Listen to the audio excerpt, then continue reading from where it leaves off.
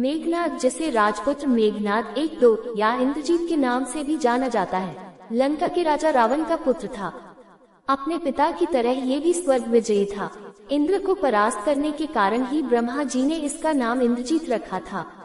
इसका नाम रामायण में इसलिए लिया जाता है क्योंकि इसने राम रावण युद्ध में महत्वपूर्ण भूमिका निभाई थी। इसका नाम उन योद्धाओं में लिया जाता है जो कि ब्रह्मास्त्र, नारायणास्त्र तथा पशुपतास्त्र के धारक कहे जाते हैं। इसने अपने गुरु शुक्राचार्य के सानिध्य में रहकर तथा त्रिदेवों द्वारा कई अस्त्र शस्त्र एकत्र किए। स्वर्ग में देवताओं को हराकर उनके अस्त्र शस्त्र पर भी अधिकार कर लिया। मेघनाद पितृभक्त पुत्र था। उसे यह पता चलने पर कि राम स्वयं भगवान है, फिर भी उसने पिता का साथ नहीं छोड़ा। मेघनाद की भी पितृभक्ति प्रभु राम की समान अतुलनीय है।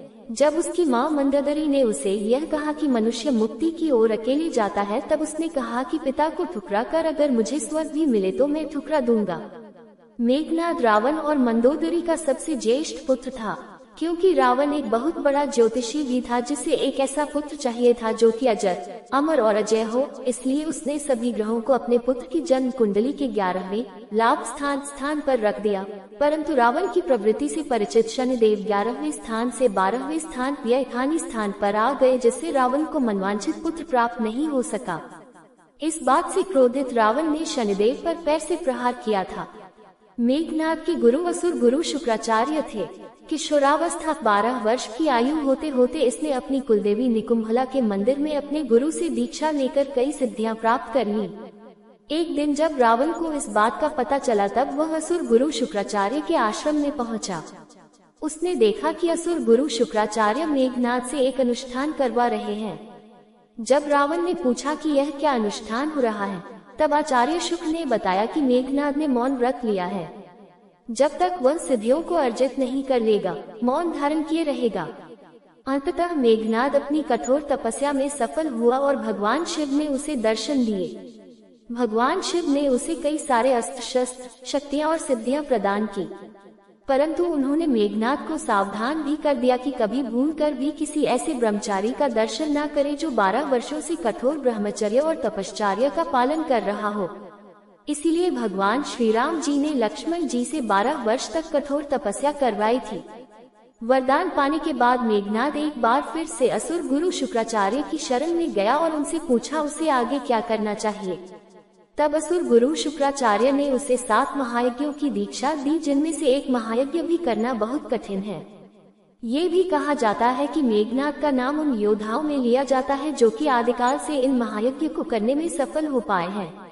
ऐसा भी कहा जाता है कि भगवान श्री विष्णु जी, रावण पुत्र मेघनाद और सूर्य पुत्र कर्ण के अतिरिक्त आदिकाल से ऐसा कोई नहीं है जो वैष्णव यज्ञ कर पाया हो। देवासुर संग्राम के समय जब रावण ने सभी देवताओं को इंद्र समेत बंदी बना लिया था और कारागार में डाल दिया था, उसके कुछ समय बाद एक समय सभी देवताओं ने मिलकर कारागार से भागने का निश्चय किया और साथ ही साथ रावण को भी सुप्त अवस्था में अपने साथ बंदी बनाकर ले गए। परंतु मेघनाद ने पीछे से अदृश्य रूप में अपने दिव्य रथ पर आरूढ़ होकर देवताओं पर आक्रमण किया।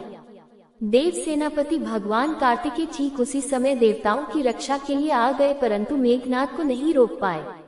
मेघनाद ने न केवल देवताओं को पराजित किया, अपितु अपने पिता के बंधन खोलकर और इंद्र को अपना बंदी बनाकर वापस लंका ले आया। जब रावण जागा और उसे सारी कथा का ज्ञान हुआ, तब रावण और मेघनाद ने ये निश्चय किया इंद्र का अंत कर दिया जाए। परंतु ठीक उसी समय भगवान ब्रह्मा जी लंका में प्रकट हुए और उन्होंने मेघनाद को आदेश दिया कि वह इंद्र को मुक्त कर दे।